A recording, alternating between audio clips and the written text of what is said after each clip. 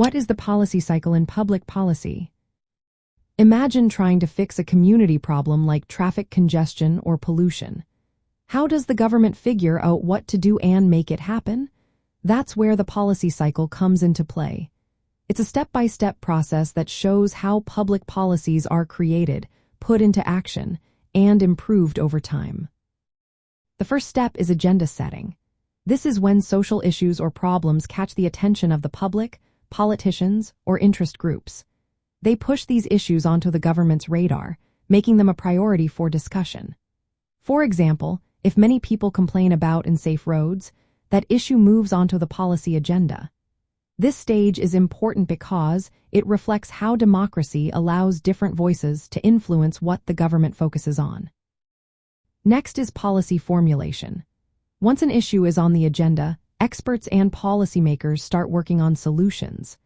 They analyze options, weigh the costs and benefits, and decide what kind of laws, regulations, or programs could fix the problem. For instance, they might consider building new roads, adding traffic lights, or creating public transportation options. This stage emphasizes evidence-based decisions and the inclusion of diverse opinions to respect individual rights and social needs. After that comes decision-making or adoption. Here, the government officially approves the chosen solution. This might involve debates in legislative bodies, approval from executives, or administrative approvals. Transparency and accountability are key here, ensuring that the decision reflects the public's best interests. Once a policy is approved, it moves into implementation. This is where the plan becomes real. Government agencies or organizations put the policy into action, using resources, personnel, and legal authority. For example, they might start building new roads or launching public awareness campaigns. Effective implementation requires coordination and sometimes adjustments to deal with practical challenges. Following implementation is evaluation. This step checks if the policy is working as intended.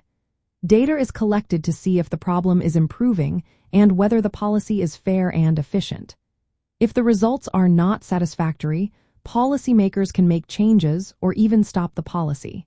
This process helps ensure that policies stay relevant and effective over time. Finally, there is maintenance, modification, or termination. Based on evaluation results, policies may be continued, changed, or ended altogether. This keeps the policy relevant as social conditions change or new information becomes available. The policy cycle isn't always a straight line. Sometimes stages overlap or happen simultaneously. It's a flexible model that helps us understand how governments turn public demands into actual actions. It also highlights the importance of transparency, participation, and ongoing review, values that are central to liberal ideas of democracy and good governance. Knowing how the policy cycle works makes it easier for citizens and policymakers to work together. It shows how public problems are turned into laws and programs that serve everyone. It also reminds us that policies should be constantly improved to meet changing needs and protect individual freedoms.